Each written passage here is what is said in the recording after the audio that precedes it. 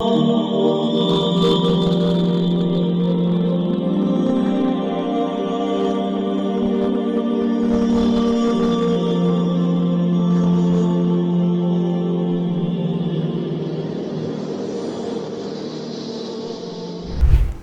علیکم ورحمۃ اللہ وبرکاتہ۔ بیت الحکمہ دیوبند کی آن لائن اسلامک کلاسز میں آپ سب کا استقبال ہے۔ میں آپ کا بھائی محمد انوار خان القاسمی، مینیجنگ ڈائریکٹر بیت الحکمہ دیوبند سے۔ جیسا کہ آپ حضرات کو معلوم ہے کہ ہمارے یہاں کا جو عالمیہ پروگرام ہے، عالمیت کا جو پروگرام ہمارا چل رہا ہے کافی دنوں سے، اس میں سال اول میں ایک سبجیکٹ ہے علم منطق کا۔ علم منطق کا جو سبجیکٹ ہے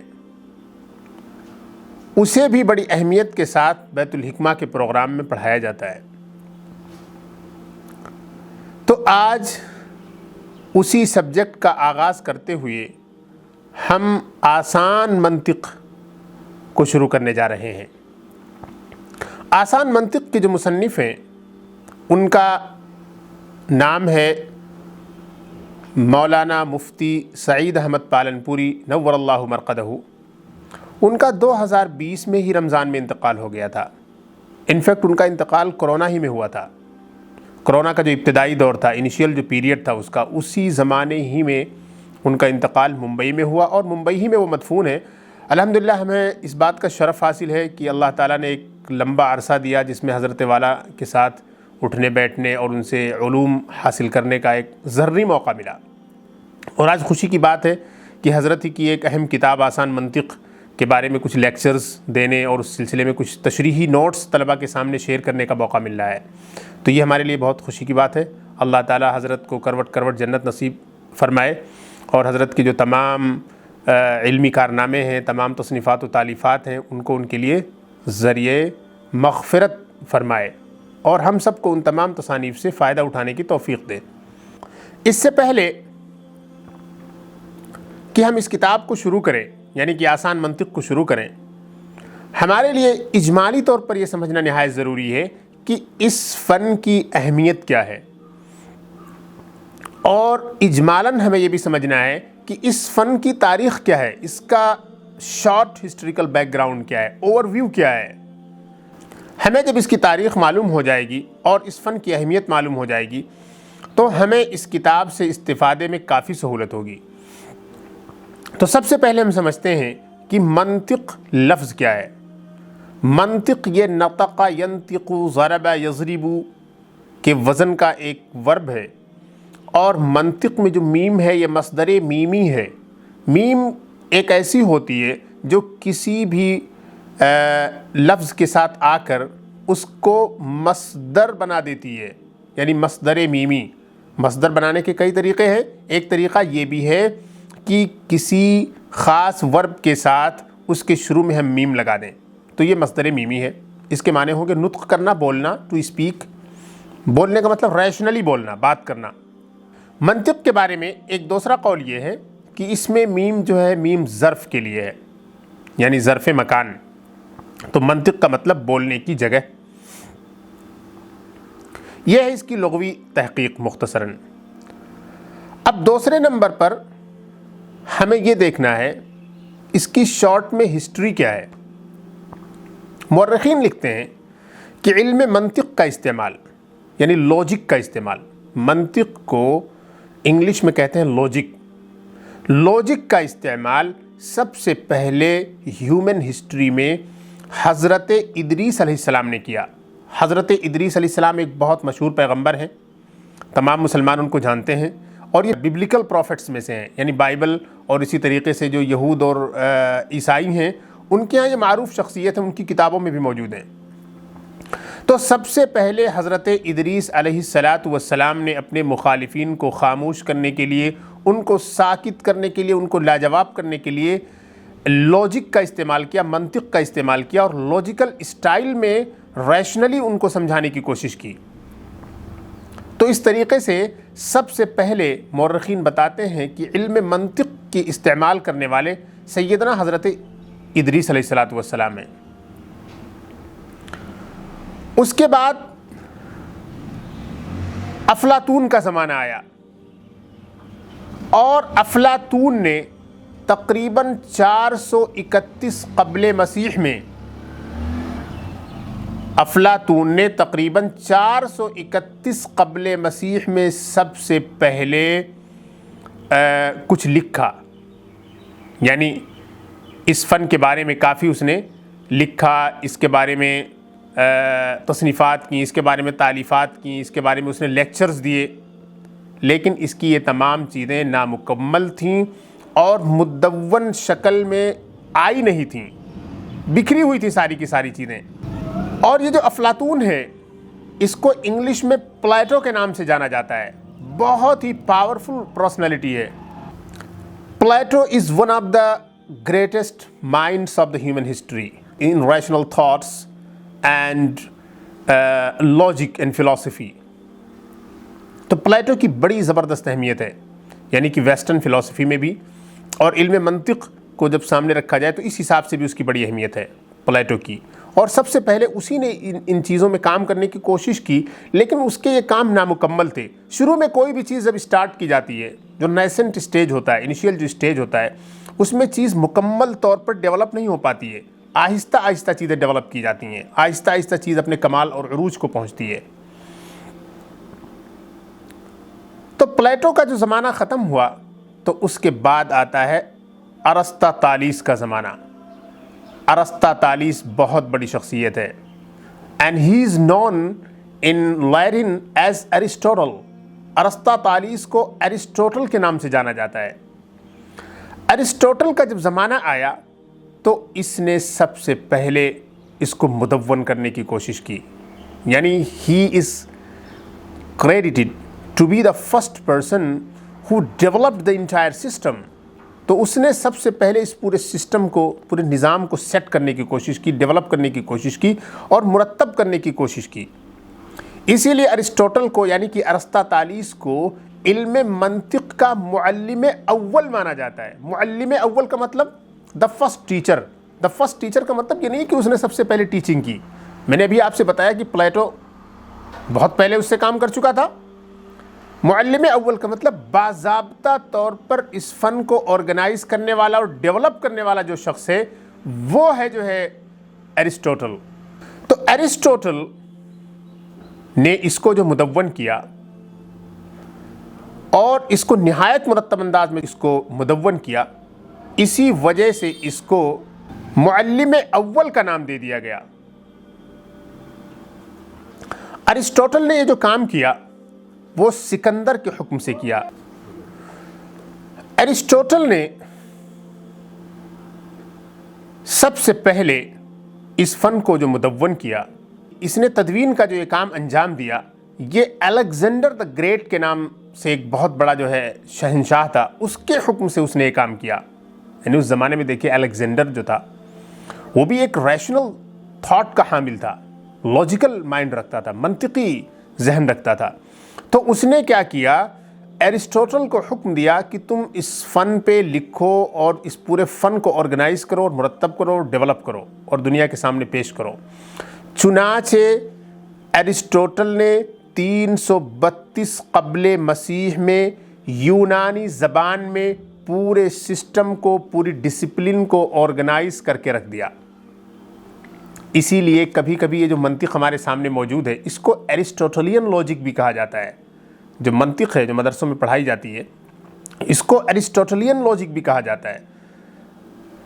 تو اسی بنا پر کہ اس نے سب سے پہلے باضابطہ طور پر نہایت شاندار انداز میں اس فن کو ترتیب دی، ایرسٹوٹل کو معلم اول کہا جاتا ہے، دا فرسٹ ٹیچر۔ میں نے بتایا کہ فرسٹ ٹیچر اس کو کیوں کہا جاتا ہے۔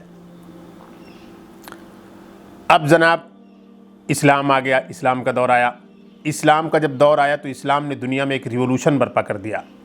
تمام سائنسز میں، تمام علوم میں ایک نیا انقلاب آیا، کیونکہ اسلام ہر چیز کو جوں کا تو نہیں لیتا ہے، اس کو لینے کے بعد اس میں کچھ تبدیلیاں کرتا ہے تاکہ وہ اسلامک کانٹیکسٹ میں فٹ ہو جائے۔ آپ کو معلوم ہے کہ مامون الرشید کے زمانے میں، خلافت عباسیہ کے دور میں، بیت الحکمہ کا قیام ہوا۔ بیت الحکمہ the greatest research center ever established by any Islamic government, any Islamic empire, any Islamic dynasty. Betul हिकमा एक आइकॉन है Islamic learning, Islamic education, Islamic research का एक आइकॉन के तौर पर उसे देखा जाता है। बैतुल हिकमा में जब मामून रशीद के ज़माने में तमाम उलूम अक़लिया का ट्रांसलेशन हो गया, तमाम फ़नून का जब ट्रांसलेशन हो गया उसके हुक्म से, एक बहुत बड़ा सरमाया उसने जब उसमें खपाया, इन्वेस्ट किया, तो उसके नतीजे में तमाम जो मंतिकी, अक़ली और फ़लसफ़ी उलूम थे यूनान के, वो सब के सब अरबी में आ गए। इंशाअल्लाह किसी दिन मैं तफसीली गुफ्तगू करूँगा इस मौजू पर। तो बैतुल हिकमा में अब्बासी ज़माने में मामून के दौर में जब उलूम अक़लिया यूनान के आए हुए अरबी ज़बान में मुंतकिल कर दिए गए, तो मुसलमानों के पास पूरा सरमाया अक़ली, रैशनल थाट जो था, ग्रीक और इसी तरीके से लॉजिक और फ़िलासफ़ी थी, वो सब के सब अरबी में आ गई। तो अब मुसलमानों के यहाँ चलन हो गया मंतिक़ का। फिर उसके बाद दौर आया मंसूर इब्न नूह अस्सामानी का। मंसूर इब्न नूह अस्सामानी जो था वो एक इल्म परवर इंसान था, और खुशनसीबी की बात यह है कि उसी ज़माने में एक बहुत ही बड़ा फ़िलासफ़र और एक बहुत ही बड़ा थिंकर दुनिया का मौजूद था, और उस इंसान का नाम है अबू नस्र अल-फ़ाराबी। उस इंसान का नाम है अबू नस्र अल-फ़ाराबी। अबू नस्र अल-फ़ाराबी, he is one of the greatest minds of the human history. इंसानी तारीख़ का बड़ा अजीब व गरीब दिमाग है ये, बहुत हैरत अंगेज़ इंसान है। 80 के आसपास ज़बानें जानता था। He had mastered about 80 languages. 80 ज़बानें। हम और आप एक ज़बान सीखते हैं, हालत ख़राब हो जाती है, लेकिन वो कैसा जिन्नात था, कितना बड़ा जीनियस इंसान था कि 80 ज़बानें मास्टर कर रखी थी उसने। और मंसूर इब्न नूह अस्सामानी के ज़माने में ये शख्स पैदा हुआ। मंसूर इब्न नूह अस्सामानी ने इसको स्पॉन्सर किया, इसको फाइनेंस किया, और इसको एक प्रोजेक्ट दिया कि तुमको जितने अक़ली उलूम आए हुए हैं यूनान के, उन सब को ऑर्गेनाइज़ करना है। तो अल-फ़ाराबी ने इल्म मंतिक़ पर दोबारा नज़रसानी की, उसके ऊपर से गर्द को झाड़ा और उसको एक नए ढांचे में मुरतब करने की कोशिश की। तो इसीलिए अबू नस्र अल-फ़ाराबी को मुअल्लिम सानी कहा जाता है, the second teacher. The second teacher इस माना कर है, टीचर का माना वो लिटरल नहीं है जो टीचिंग करते हैं, जो उस्ताद होते हैं, तालीक़ होते हैं, यानी कि एक्सपर्ट इन लॉजिक, फ़िलासफ़ी, अक़लियात का इमाम, यानी दूसरा सबसे बड़ा इमाम, दूसरा सबसे इम्पोर्टेंट आदमी जिसने इस फ़न पर खामा फरसाई की और इस फ़न में सबसे बड़ा कंट्रीब्यूशन किया, ये मुराद है। तो इसीलिए इसको कहा जाता है मुअल्लिम सानी, यानी दूसरा सबसे बड़ा तालीक़, दूसरा सबसे बड़ा टीचर, दूसरा सबसे बड़ा मास्टर इस फ़न का। अबू नस्र अल-फ़ाराबी बड़ी हैरत अंगेज़ शख्सियत है ये। अबू नस्र अल-फ़ाराबी का ज़माना गया। अबू नस्र अल-फ़ाराबी ने, जैसा कि मैंने बताया, इस काम को किया था किसके हुक्म से? मंसूर इब्न नूह अस्सामानी के हुक्म से किया था।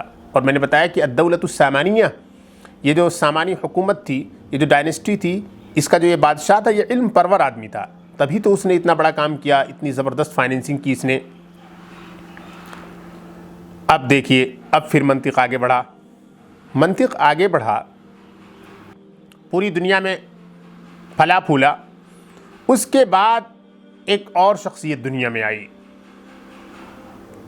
और ये शख्सियत भी अपनी अहमियत के एतबार से, अपने कंट्रीब्यूशन के एतबार से, मुख्तलिफ़ उलूम व फ़नून में अपनी तबहुर इल्मी की वजह से पूरे आलम इस्लाम में मारूफ़ है और इसका डंका बजता है।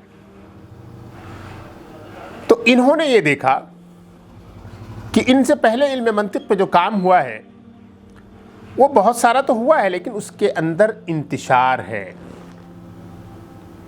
तमाम इंतिशारात को ख़त्म करने के लिए, मुख्तलिफ़ चीज़ें जो बिखरी हुई थी सबको यकजा करने के लिए इनको हुक्म दिया सुल्तान मसऊद ने। चुनांचे सुल्तान मसऊद के हुक्म से, सुल्तान मसऊद की फाइनेंसिंग और स्पॉन्सरशिप की बुनियाद पर इन्होंने एक बार फिर से नज़रसानी करने की कोशिश की और इल्म मंतिक़ से गर्द झाड़ने का काम अंजाम दिया, और इसके नोको प्लग को दुरुस्त करने की कोशिश की, और इसके तरतीब नौ के लिए दोबारा ये इन्होंने पायचा कसा और आज़्म मुसम्मम किया, और चुनांचे इन्होंने 20 ज़ख़ीम जिल्दों में इस फ़न की तरतीब नौ को अंजाम दिया।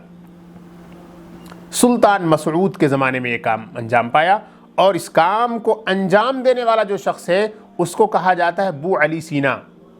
ہمارے یہاں انڈین سب کنٹیننٹ میں ابو علی سینا کہا جاتا ہے، اور عالم عرب میں اس کو کہا جاتا ہے ابن سینا، اور الشیخ بھی اس کو مطلقاً کہہ دیا جاتا ہے۔ الشیخ یعنی شیخ، شیخ کا جب اطلاق ہوتا ہے اہل علم کے یہاں تو اس سے مراد ہوتے ہیں شیخ ابو علی ابن سینا۔ اس کو بڑے بڑے القاب سے یاد کیا گیا ہے، بڑے بڑے اعزازات سے اس کو نوازا گیا ہے، اور اس کی کتاب نے پوری دنیا میں ایک دھوم مچا دی۔ اسی بنیاد پر اس شخص کو کہا جاتا ہے معلم ثالث، تیسرا معلم، تیسرا سب سے بڑا اسکالر جو کہ ریشنل علوم کا دنیا میں پیدا ہوا۔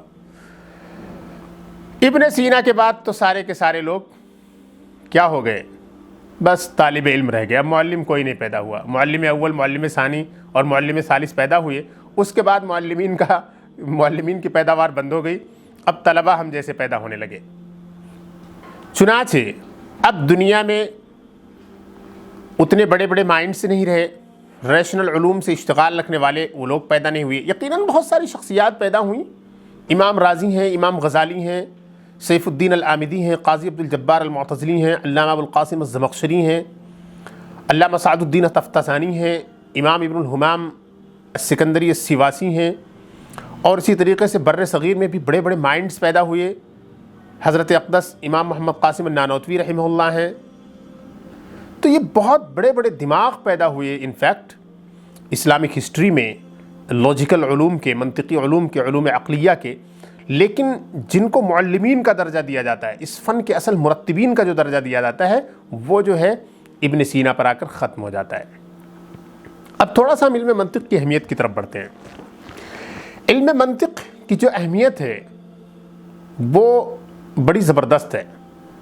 علم منطق کی اتنی اہمیت ہے کہ بعض علماء کرام نے یہ کہا ہے کہ من لا يعرف المنطق لا يوثق بعلمه، جو شخص علم منطق کو نہ جانے اس کے علم کا کوئی بھروسہ نہیں ہے۔ یہ مقولہ امام غزالی کا ہے، کسی عام آدمی کا نہیں ہے۔ امام غزالی جن کو ہم حجت الاسلام کہتے ہیں، حجت الاسلام امام الغزالی نور اللہ مرقدہ فرماتے ہیں من لا يعرف المنطق لا يوثق بعلمه، جو انسان منطق نہیں جانتا اس کے علم کا کوئی بھروسہ ہی نہیں ہے۔ کیوں بھروسہ نہیں ہے؟ کیونکہ انسان کے پاس سب سے اہم چیز عقل ہے۔ کوئی بھی جب علم آتا ہے، جب اس کو اسٹرکٹلی عقلی بنیادوں پر ہم نہیں ناپ پائیں گے، اس کو ایسس نہیں کریں گے، تب تک وہ چیز قابل قبول نہیں ہوگی۔ بہت سے لوگوں نے امام غزالی کی اس بات پر اعتراض کیا ہے، کہتے ہیں کہ بڑے بڑے محدثین دنیا میں پیدا ہوئے، ان کو منطق سے کوئی سروکار نہیں تھا، منطق کا ان کو ادنا بھی علم نہیں تھا، اس کے باوجود بھی ان حضرات نے اپنے میدانوں میں بڑے کارنامے انجام دیے۔ تو امام غزالی کی یہ بات بالکل درست نہیں ہے۔ بھائی امام بخاری کہاں منطق کے ماہر تھے، لیکن کتنا بڑا انہوں نے علمی کارنامہ انجام دیا۔ امام مسلم نے کتنا بڑا کارنامہ انجام دیا۔ بڑے بڑے ائمہ لغت پیدا ہوئے، ان کے ہاں منطق کی کوئی اہمیت نہیں تھی، وہ منطق نہیں جانتے تھے، حالانکہ انہوں نے بڑے بڑے کارنامے انجام دیے ہیں۔ تو یہ جملہ، یہ کہنا کہ اس کے علم کا کوئی بھروسہ نہیں ہے، یہ درست نہیں ہے۔ امام غزالی کے اس جملے پر یہ اعتراض ہے۔ علوم جو نقلی ہوتے ہیں، ان میں سے کئی سارے ایسے علوم ہیں کہ یقیناً اس میں علوم عقلیہ کی ضرورت نہیں پڑتی ہے، منطق کی ضرورت نہیں پڑتی ہے، لیکن علوم کی ایک ایسی قسم ہوتی ہے جیسے اصول فقہ ہے یا فقہ ہے، جس میں استنباط، استنتاج اور اسی طریقے سے صغرا کبرا ملانا ہو اور نتیجہ نکالنا ہو، دو چیزوں کو کمبائن کرنا ہو، کمپیئر کرنا ہو۔ جب ایسی سچویشن پیدا ہو جاتی ہے تو ایسی صورت میں علوم عقلیہ کی ضرورت پیش آتی ہے۔ چنانچہ یہ کہنا کہ علم منطق کی اثر نو ضرورت نہیں ہے، یہ بھی درست نہیں ہے۔ دراصل امام غزالی نے جو یہ فرمایا ہے کہ جسے منطق کا علم نہ ہو اس کے علم کا بھروسہ نہیں، اس کا علم ناقابل اعتماد ہے، اس کا مطلب یہی ہے کہ جو عقلی چیزیں ہیں، جیسے میں نے ایک مثال دی فقہ اور اصول فقہ کی، اس میں وہ براعت، وہ مہارت، وہ تبحر، وہ استنتاجی، اجتہادی اور استخراجی صلاحیت پیدا نہیں ہوگی جو ہونی چاہیے۔ اگر اس حد تک امام غزالی کی بات کو رکھا جائے تو یقیناً امام غزالی کی بات بہت ہی اہم ہے۔ امام غزالی دراصل یہی کہنا چاہتے ہیں، وہ یہی کہنا چاہتے ہیں کہ اگر کسی کو منطق معلوم نہیں تو دنیا کا کوئی فن حاصل نہیں کر سکتا ہے. یعنی وہ فنون جس میں عقل کی ضرورت پیش آتی ہے، جس میں ریشنل تھنکنگ کی ضرورت پیش آتی ہے، اس میں اگر کسی کو لگنا ہے تو اس کے لیے منطق ایک نہایت اہم فن ہے. اور دراصل امام غزالی کا مقصد یہی ہے، من لا يعرف المنطق لا يوثق بعلمه. تو اس لیے ہمیں منطق کی اہمیت کو جتنی ضرورت ہے اتنی سمجھنی چاہیے اور اس کے حصول کے لیے کوشش کرنی چاہیے تاکہ ہمارے ہاں علم میں پختگی پیدا ہو. منطق کی دراصل جو غرض ہے وہ ذہن کو فکری غلطیوں سے محفوظ رکھنا، to prevent yourself from making erroneous assessments, from making erroneous judgments.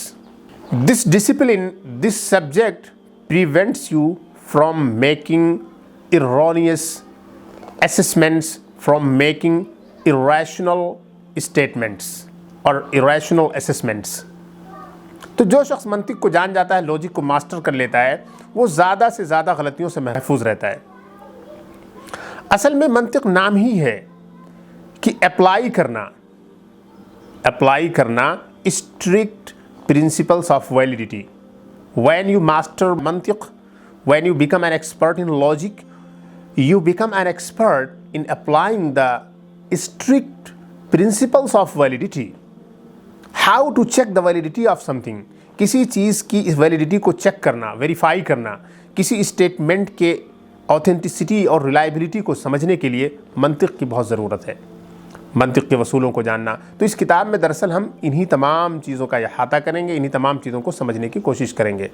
تو یہ تو آپ نے منطق کی ایک ڈیفینیشن سمجھ لی مختصراً. منطق کے بارے میں ایک چھوٹی سی چیز اور بتا دی جائے کہ یہ ہم تک کیسے پہنچی. میں نے بتایا تھا ابھی شروع میں تھوڑی دیر پہلے کہ منطق گزرتے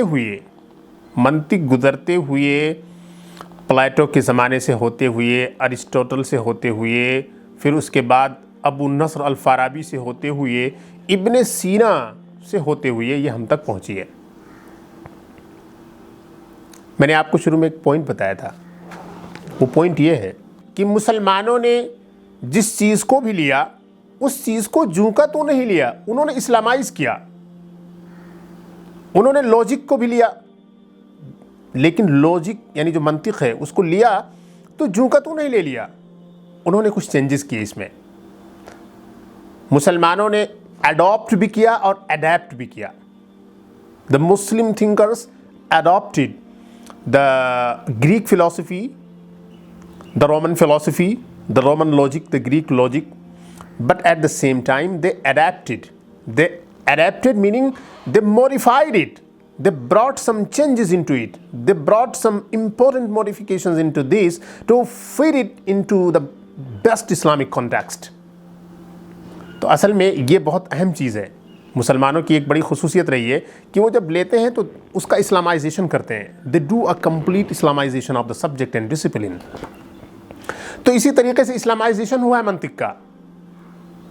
اسلامائزیشن جو منطق کا ہوا ہے یہ دراصل ابو نصر الفارابی ہی کے زمانے سے شروع ہو گیا. اور دراصل دیکھا جائے تو یہ بیت الحکمہ میں جب ٹرانسلیشن ہوا ہے تو اسی زمانے سے یہ اسلامائزیشن کا پروسیس شروع ہو گیا ہے. بیت الحکمہ میں جو اکیڈمی تھی جس کا ایک بنیادی کام تھا ٹرانسلیشن، پرانے تمام جو علوم تھے ان تمام علوم کا ٹرانسلیشن، اس میں اس دور ہی سے دراصل اسلامائزیشن کا پروسیس شروع ہو گیا. اب ہوتے ہوئے ابو نصر الفارابی کے زمانے سے ہوتے ہوئے، ابن سینا کے زمانے سے ہوتے ہوئے ہم تک جو یہ تمام چیزیں پہنچی ہیں یہ اسلامائزڈ انداز میں پہنچی ہیں. مسلمانوں نے جوں کا توں جو ہے پلیٹو اور ارسطوٹل کی تمام چیزوں کو نہیں رکھا. بہت سی چیزیں ہیں، بنیاد بھی آپ کہہ سکتے ہیں وہ ہے، but they brought many changes. They introduced many concepts. They introduced many rational areas. Even they adopted a different style of presentation of logic. Logic کو پیش کرنے کے لیے بہت سی طریقے جو انہوں نے مسلمانوں نے ایجاد کیے.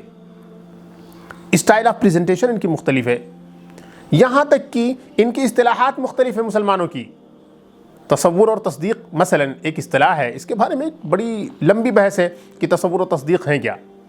میں انشاءاللہ کچھ تفصیل دوں گا کتاب شروع کرتے ہوئے کہ تصور اور تصدیق ہوتے کیا ہیں، تصور اور تصدیق ہوتے کیا ہیں، اس سلسلے میں انشاءاللہ آپ کو تفصیلی گفتگو پیش کروں گا۔ علم منطق سے متعلق ایک چیز بہت ضروری ہے جاننا، اور وہ یہ ہے کہ علم منطق کو کیا اہمیت حاصل ہے۔ بہت سے لوگوں نے طرح طرح کی باتیں لکھ رکھی ہیں، کچھ لوگوں نے حرام کہا ہے، کچھ لوگوں نے کچھ کہا ہے، کچھ لوگوں نے کچھ کہا ہے۔ قدیم زمانے ہی سے یہ چیز آ رہی ہے۔ امام ابو یوسف القاضی جو حنفیہ کے بہت بڑے اسکالر مانے جاتے ہیں، بلکہ امام ابو حنیفہ کے بعد سب سے بڑا درجہ ان کو حاصل ہے فقہ حنفی میں، قاضی القضات ہیں، اور وہ بھی خلافت عباسیہ کے اعلیٰ ترین اور زرنی ترین دور کے۔ وہ فرماتے ہیں من تمنطق تزندق، جو منطق سیکھے گا وہ زندیق بن جائے گا۔ ان کی طرف ایک اور جملہ منسوب ہے، من طلب الدین بالمنطق او من طلب الدین بالکلام تزندق، یعنی کلام کے ذریعے، یعنی ریشنل تھاٹ کو استعمال کر کے جو انسان دین کو حاصل کرے گا وہ زندیق بن جائے گا۔ امام شافعی نے فرمایا کہ جو انسان منطق سیکھے یا کلامی علوم سیکھے یا عقلی علوم سیکھے، اس کو گھوڑے گدھے یا اونٹ پر بٹھا کر پورے شہر میں گھمایا جائے اور اس کو سزا دی جائے اور اعلان کیا جائے کہ یہ اس کے علوم عقلیہ سیکھنے کی سزا ہے۔ اسی طریقے سے اور بھی بے شمار علماء کرام ہیں جن کے بارے میں یہ منسوب کیا جاتا ہے، اور صحیح بھی ہے اکثر و بیشتر، کہ انہوں نے علوم عقلیہ کی مذمت فرمائی، انہوں نے علم منطق پر تنقید کی۔ اب اس کا جواب کیا ہے؟ ان حضرات کا منشا کیا ہے مذمت کا؟ اور جن حضرات نے علم منطق کے سیکھنے کی اہمیت بتائی ہے، انہوں نے ترغیب دی ہے، وہ کیا کہنا چاہتے ہیں؟ سب سے پہلے یہ سمجھیے کہ ان حضرات نے، جنہوں نے بھی علم منطق یا علم کلام یا عقلی علوم کے سیکھنے کی مذمت بیان کی ہے، خاص طور پر متقدمین میں، انہوں نے باطل فرقوں کے جو لوگ علوم کلام سیکھتے تھے اور صحیح عقائد کی تردید کرتے ہوئے باطل عقائد کو اختیار کرنے کے لیے جن کلامی مباحث کا استعمال کرتے تھے یا عقلی علوم یا منطق کا استعمال کرتے تھے، اس کی مذمت کی ہے۔ خاص طور پر اس زمانے میں مرجیات تھے، مشبہات تھے، مجسمات تھے، اور امام ابو یوسف کا جو وہ دور ہے وہ آپ یاد کریں، وہ عجیب و غریب دور ہے۔ بس آس پاس ہی ان کے دور ہی میں تمام فرقے رونما ہوئے تھے۔ جتنے باطل بڑے بڑے فرقے ہیں کوفہ اور بصرہ میں جو پیدا ہوئے، وہ سب انہی کے زمانے میں ہوئے۔ وہ چشمدید گواہ ہیں ان تمام فرقوں کے، اور تمام فرقوں کے لوگوں کے اندر ایک مشترک بات پائی جاتی تھی، جو وہ یہ ہے کہ سب کے سب لوگ بہت دفعہ عقلی مباحث کا استعمال کرتے تھے، بہت دفعہ عقلی مباحث کا استعمال کرتے تھے، بہت دفعہ کلامی مباحث کا استعمال کرتے تھے، منطق اور فلسفے کا استعمال کرتے تھے۔ اسی لیے امام ابو یوسف نے اس منطق اور اس فلسفے اور اس کلام کی مذمت کی ہے جس کے ذریعے انسان اپنے باطل افکار کی تائید کرے۔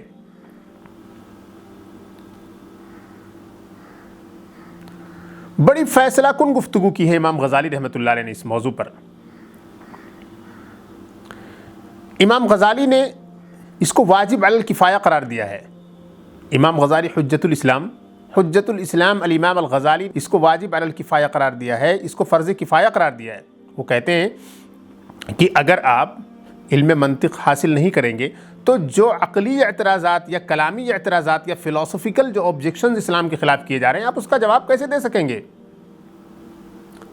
تو جس میدان سے، جس انداز سے آپ پر حملہ ہو رہا ہے، اسی میدان سے، اسی انداز کا آپ کو جواب دینا ہوگا۔ تو امام غزالی نے اسی چیز کو سامنے رکھتے ہوئے یا اسی پہلو کو سامنے رکھتے ہوئے علم منطق کے سیکھنے کو فرض کفایہ قرار دیا ہے۔ امام غزالی نے پھر فرمایا ہے، یہ احیاء العلوم میں بات کہی ہے حضرت امام غزالی نے، امام غزالی پھر فرماتے ہیں کہ جہاں یا جن حضرات نے بھی علم منطق کی تردید فرمائی ہے یا علوم عقلیہ کی تردید فرمائی ہے، ان کا جو منشا اور ان کا جو مقصد ہے وہ فرق باطلہ کی کلامی مباحث ہیں۔ جو فرق باطلہ مثلا معتزلہ ہیں، خوارج ہیں یا روافض ہیں، یہ لوگ جو کلامی مباحث یا عقلی چیزیں استعمال کرتے تھے اپنے باطل افکار کی ترویج کے لیے، وہ غلط ہیں، اور ان منطقی افکار اور اس منطقی سوچ یا تھاٹ کی تردید کی گئی ہے ان کتابوں میں، محض علم منطق کے سیکھنے کی نہیں۔ بڑی زبردست بات کہی امام غزالی نے، یہ قول فیصل ہے۔ امام غزالی کی یہ بات بہت ہی شاندار ہے اور ایک قول فیصل کی حیثیت رکھتی ہے کہ یہ واجب علی الکفایہ ہے۔ امت میں کچھ لوگ ایسے ہمیشہ ہونے چاہیے جو عقلی علوم کے ذریعے اسلام کی خدمت کریں، عقلی مورچوں پر ڈٹے رہیں اور عقلی مورچوں سے، عقلی پلیٹ فارم سے جو بھی ریشنل اعتراضات اسلام کی طرف ڈائریکٹ کیے جا رہے ہیں، اس پر تھوپے جا رہے ہیں، اس کا شافی جواب دیں۔ اور جو مذمت کی گئی ہے، امام غزالی نے واضح کر دیا کہ ان حضرات کا وہ منشا نہیں ہے۔ چنانچہ امام شافعی اور اسی طریقے سے امام ابو یوسف، ان حضرات کا یہ منشا نہیں ہے کہ آپ منطقی نہ سیکھیں، بلکہ ان کا منشا یہ ہے کہ باطل افکار کے لیے اور اس کی تائید کے لیے جو عقلی مباحث استعمال کیے جائیں وہ ناجائز ہیں، وہ حرام ہیں، اور اسلام میں ان کی بالکل کوئی اجازت نہیں ہے۔ تو یہ بالکل سچی بات ہے۔ اندھا دھند جو تبصرے ہو رہے ہیں منطق کے بارے میں، یہ بہت ہی نامعقول ہیں، نہایت ایریشنل ہیں اور بہت ہی ناقابل قبول ہیں، ان پہ کان نہیں دھرنا چاہیے۔ شاہ عبدالعزیز ہندوستان کی بڑی شخصیت مانے جاتے ہیں۔ کون شخص ہے ہندوستان میں جو ان کی شخصیت کو نہیں جانتا ہے، اور امت محمدیہ پر جس قدر احسان ہے اس شخص کا وہ ناقابل بیان ہے۔ حضرت کے علم کی گہرائی سے بھی ہر ایک انسان واقف ہے۔ بڑی شاندار تشبیہ دی ہے علم منطق کی حضرت نے۔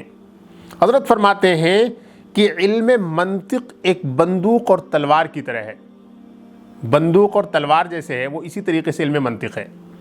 اگر آپ بندوق کے ذریعے چوری اور ڈکیتی کرتے ہیں، تلوار کے ذریعے ناحق خون کرتے ہیں، بندوق کے ذریعے آپ ظالمانہ حملے کرتے ہیں لوگوں پر، تو ظاہر یہ ناجائز اور حرام ہے اعلیٰ درجے کا۔ اور اگر اسی بندوق کے ذریعے حق کی خدمت کر رہے ہیں اور اسی بندوق کے ذریعے آپ ایک مظلوم کی نصرت کر رہے ہیں، تو یہ نہ یہ کہ مطلوب ہے، بلکہ یہ واجب اور ضروری ہے۔ بھائی دو لوگوں کے ہاتھ میں بندوق ہوتی ہے، ایک چور اور ڈاکو کے ہاتھ میں، اور ایک ہم دیتے ہیں آرمی سولجرز اور فوجیوں کے ہاتھ میں، ان کے ہاں بھی بندوق ہوتی ہے، لیکن دونوں بندوقوں سے دو طرح کے کام انجام پاتے ہیں۔ ایک بندوق وہ ہے جو حق کے لیے لڑتی ہے، ایک فوجی، ایک سپاہی وہ ڈیفنس کے لیے لڑتا ہے، اور اسی طریقے سے ایک جو چور اور ڈاکو ہوتا ہے وہ جو لڑتا ہے وہ قتل ناحق کے لیے جو ہے بندوق اٹھاتا ہے، ظلم کے لیے بندوق اٹھاتا ہے، قزاقی کے لیے بندوق اٹھاتا ہے۔ کتنا فرق ہو گیا، بہت فرق ہو گیا دونوں میں۔ تو شاہ عبدالعزیز نے بھی جو مثال دی ہے کہ علم منطق بندوق اور تلوار کی طرح ہے، یہ بھی بڑی انٹرسٹنگ مثال ہے، بہت شاندار مثال ہے۔ اس کے ذریعے بھی ہم منطق کو سمجھ سکتے ہیں۔ اگر منطق کا استعمال ہم نے کیا باطل افکار کی ترویج کے لیے تو بالکل غلط ہے، اور اگر منطق کا استعمال ہم نے علوم اسلامیہ کی خدمت کے لیے، فکر اسلامی کی ترویج کے لیے کیا، نہایت مطلوب ہے، بلکہ ضروری ہے۔ حضرت تھانوی نور اللہ مرقدہ بھی بڑی دلچسپ بات فرماتے ہیں۔ کئی جگہ حضرت نے کلام فرمایا ہے، اور حضرت کی بات بھی قول فیصل ہے، اور گویا کہ ان بزرگوں کے کلام کی شرح ہے۔ امام غزالی اور امام شاہ عبدالعزیز رحمہم اللہ نے جو فرمایا ہے، انہی کے کلام کی ایک طریقے سے شرح ہے۔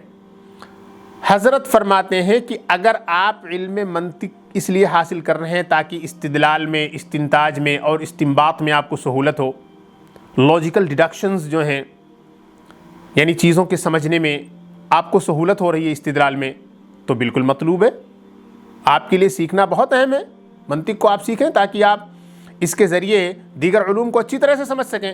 لیکن اگر آپ کے منطق سیکھنے کا مقصد یہ ہے کہ باطل افکار کو پھیلائیں، تو حضرت فرماتے ہیں کہ یہ تلبیس ابلیس ہے اور شقاوت ہے۔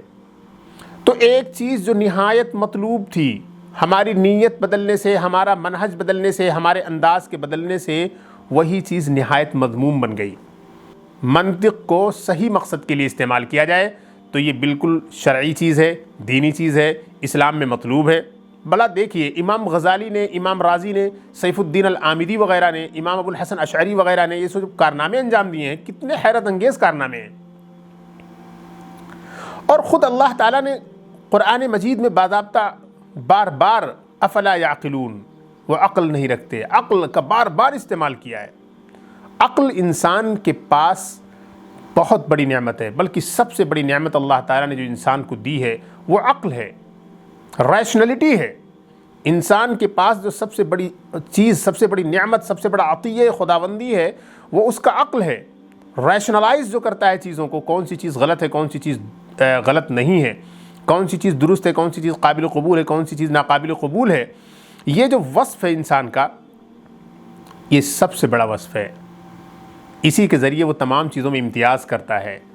تو دراصل عقل اور علوم عقلیہ، جیسا کہ امام غزالی، شاہ عبد العزیز اور مجدد ملت حضرت تھانوی نور اللہ مراقدہم کے بیان سے پتہ چلا ہے کہ یہ آپ کا مقصد متعین کرے گا کہ یہ علم کیا ہے۔ اگر آپ کا مقصد بہتر ہے، شریعت کے مطابق ہے، تو آپ کا علم منطق کا حاصل کرنا مطلوب ہے، بعض دفعہ واجب علی الکفایہ ہے، اور آپ کے لیے اور قوم کے لیے نہایت مفید ہے۔ لیکن اگر آپ کا مقصد باطل افکار کی ترویج ہے، اپنے خیالات فاسدہ کی تائید ہے، تو ایسی صورت میں یہی منطق تلبیس ابلیس ہے، حرام ہے، ناجائز ہے اور باطل ہے۔ شروع ہی سے علماء دیوبند نے علم منطق کو ایک اہمیت دی ہے، بلکہ دیکھا جائے تو ہندوستان کا جو پس منظر ہے علمی، اس میں منطق کو بڑی اہمیت حاصل رہی ہے۔ انٹلیکچوئل جو ٹریڈیشن ہے یہاں پر انڈیا میں قدیم زمانے سے، اس میں منطق کو بڑی اہمیت رہی ہے۔ فن حدیث کو بعد میں بھی 200 سال سے 250 سال سے ہندوستان میں فن حدیث کو اہمیت ملی ہے، ورنہ یہاں پر علوم عقلیہ، علوم فلسفیہ ہی کا غلغلہ اور شور اور ہنگامہ رہتا تھا۔ ہر وقت جو ہے یہاں پر منطق کا ہی شور بپا رہا ہے۔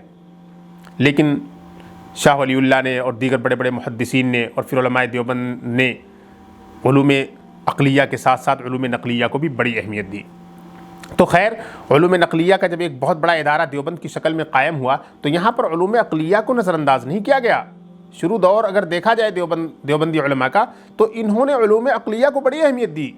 مشکل سے مشکل کتابیں یہاں پر پڑھائی جاتی تھیں، اقلیدس جیسی کتاب پڑھائی جاتی تھی یہاں پر، بتائیے آپ، اس کا نام تک جاننے والے لوگ موجود نہیں ہیں۔ یہاں پر نصاب میں داخل تھی، اس کے پرچے ابھی بھی اویلیبل ہیں، یعنی کوشچن پیپرز جو اس زمانے میں آتے تھے دارالعلوم میں اقلیدس وغیرہ کے، اس کے پیپرز موجود ہیں ابھی، اور سب کو معلوم ہے نصاب دیکھا جائے دارالعلوم کا شروع ہی سے۔ تو یہاں پر علوم عقلیہ کی بڑی اہمیت تھی، لیکن زمانہ جس طریقے سے علمی انحطاط کا شکار ہوتا جا رہا ہے، تو بہت ساری کتابوں کو سمپلیفائڈ کیا گیا، سمپلیفائڈ ورژنز چیزوں کے پیش کیے گئے۔ انہی میں سے ایک سبجیکٹ ہے علم منطق کا۔ علم منطق کو بھی علماء دیوبند نے جو اہمیت دی، تو اہم کتابیں شروع ہی سے پڑھائی جا رہی ہیں۔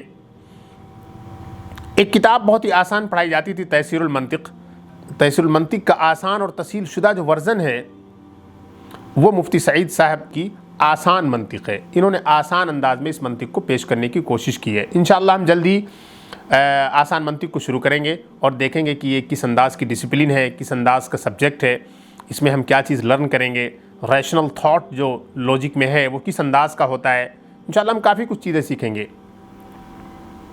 تو دیوبند نے جو اتنی اہمیت دی منطق کو، وہ اس لیے اہمیت دی کیونکہ یہ ایک اعتبار سے علم کی خدمت کرنے کا ذریعہ ہے۔ آپ کے جو دیگر علوم ہیں، ان علوم میں نافعیت پیدا ہو جائے گی منطق کو سیکھنے کے بعد، پریزنٹیشن کا طریقہ پیدا ہو جائے گا، ریشنلائز کرنے کا منہج کیا ہے، اسٹائل کیا ہے، میتھڈولوجی کیا ہے، اس پر آپ کو بڑی گہری نظر حاصل ہو جائے گی۔ آپ کو ایک بات بتاتا چلتا ہوں جو بڑی دلچسپ ہے۔ ابو علی ابن سینا، جس کو معلم ثالث کہا جاتا ہے، تیسری سب سے بڑی شخصیت، the third most important figure in the human history who was engaged in serious logical debates and discussions and rationalization is ابو علی ابن سینا، ابی سینا جسے کہا جاتا ہے۔ ابی سینا جو ہے، یہ ابن سینا جو ہے، اس نے منطق کو خادم العلوم کہا ہے۔ بڑی شاندار تعبیر ہے، بہت شاندار تعبیر ہے۔ خادم العلوم جو اس نے نام رکھ دیا ہے، اسی نام سے ہی اس نے منطق سے پورا پردہ اٹھا دیا ہے کہ منطق کا مقصد کیا ہے۔ میں تو کہتا ہوں کہ امام غزالی اور اسی طریقے سے شاہ عبد العزیز اور حضرت تھانوی نور اللہ مراقدہم جو بات کہنا چاہ رہے ہیں، وہ بات بھی اس کے یہاں کلام میں موجود ہے۔ خادم العلوم ہے، علم کا خادم ہے۔ جیسے ایک آپ نحو سیکھتے ہیں، نحو اپنے آپ میں مقصود کوئی فن نہیں ہے، نحو جو ہوتا ہے یہ خادم ہے۔ نحو کے سیکھنے کے بعد ہم قرآن اور حدیث کو سمجھ سکیں گے۔ یہ علوم جو ہوتے ہیں بنیادی طور پر ہوتے ہیں ایک علوم مقصودہ اور علوم اعلیٰ جو آکزیلریز کے طور پر استعمال کیے جاتے ہیں، جو ڈسپلنز، جو سبجیکٹس آکزیلریز اور کیا کہتے ہیں معاون طور پر استعمال کی جاتی ہیں، ان کو کہا جاتا ہے علم اعلیٰ۔ تو علوم عالیہ ہیں یہ۔ منطق علوم عالیہ میں سے ہے، نحو جیسے علوم عالیہ میں سے ہے۔ قرآن و حدیث کو سمجھنے کے لیے ہم نحو سیکھتے ہیں۔ نحو سیکھنا فرض نہیں ہے، لیکن چونکہ قرآن کا سمجھنا منحصر ہے نحو کے سمجھنے پر، اسی لیے ضروری ہوا کہ نحو کو بھی اہمیت دی جائے۔ چنانچہ بہت بڑے بڑے وصولیین جیسے الامام عز الدین ابن عبد السلام رحمہ اللہ ہیں، وہ فرماتے ہیں کہ نحو کا سیکھنا فرض کفایہ ہے، کیونکہ نحو کو اگر سیکھنے والا امت میں کوئی نہ ہوگا تو قرآن کو کون سمجھے گا؟ قرآن کو نہیں اگر کوئی سمجھے گا تو امت کے سامنے قرآن سے استنباط کر کے مسائل کو کیسے پیش کیا جائے گا؟ تو خلاصہ یہ ہے کہ یہ جو منطق ہے یہ بھی خادم العلوم ہے، یہ ایک آلے کی حیثیت رکھتا ہے، یہ خود مقصود نہیں ہے، تمام علوم کا خادم ہے۔ تو ابو علی ابن سینا نے جو اس کا نام رکھا ہے، جو اس کو ایک لقب دیا ہے اس فن کو خادم العلوم کے نام سے، یہ بہت ہی انٹرسٹنگ، بہت ہی معنی خیز اور نہایت دلچسپ ہے، اور اس فن کی اہمیت اور اس کی پوری حقیقت کو اجاگر کر دیتا ہے۔ ابو نصر الفارابی جس کو ہم معلم ثانی کہتے ہیں، معلم ثانی نے اس سبجیکٹ کا، اس ڈسپلن کا نام جو رکھا ہے وہ ہے رئیس العلوم، تمام علوم کا رئیس ہے۔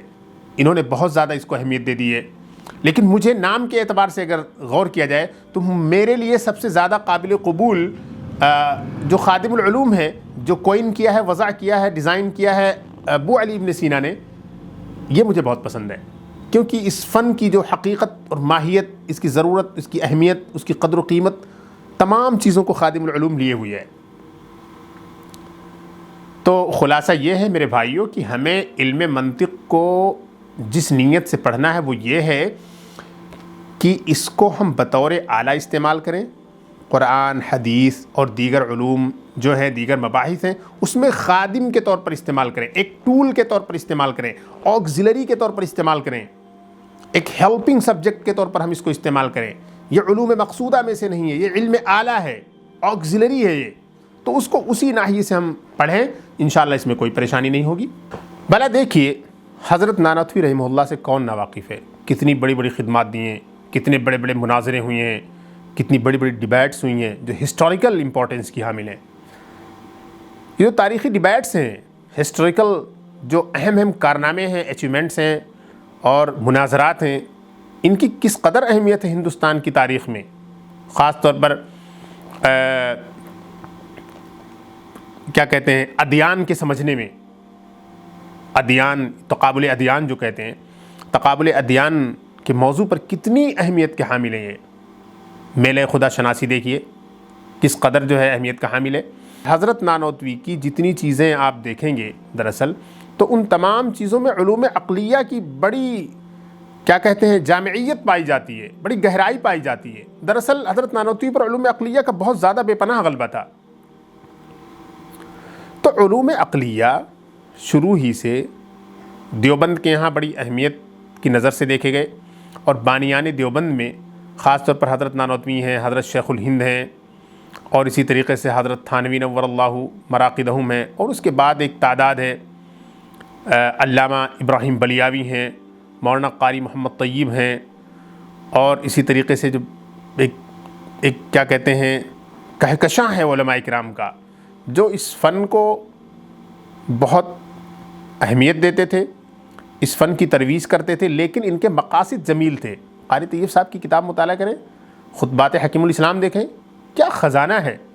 آپ کو بار بار ہر صفحے دو صفحے پر ایسے عقلی استنتاج ملیں گے، ایسے علمی استدلالات ملیں گے کہ آپ حیران ہو جائیں گے۔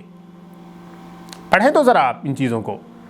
تو یہی ہے اسلام کے اصول، اسلام کے مبادیات، اسلام کے فروع و جزیات کو سمجھانے کے لیے اگر آپ عقلی علوم کا سہارا لیتے ہیں تو یہ عین مستحسن ہے، عین ثواب ہے، اور اگر اس کا استعمال غلط مقاصد کے لیے کیا جائے تو یہی چیز شر و فساد ہے، اور تلبیس ابلیس ہے، اور شقاوت اور بغاوت ہے۔